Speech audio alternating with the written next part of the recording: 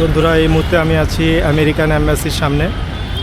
তবে একটা দুঃখের বিষয় হলো যে 300 ফিটে আমি দেখলাম যে আমার স্ট্রাভাতে, যেখানে আমি আমার রাইডটা রেকর্ড করছি, সেখানে ছিল 50 কিলো, মানে 50 কিলো আমি কমপ্লিট করেছি।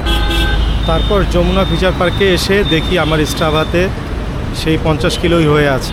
মানে স্ট্রাভাটা পজ হয়েছিল কী কারণে আমি জানি না, যার কারণে আমি যতটুকু রাইড করেছি তারপর সেটা রেকর্ড হয়নি।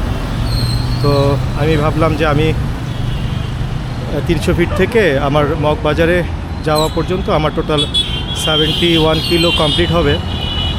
তো স্ট্রাভার এই সমস্যার কারণে আমার সেটা হলো না, মানে আমাকে আর একটু বেশি চালাতে হবে আর কি। আমি যাই হোক, মনটা একটু খারাপ।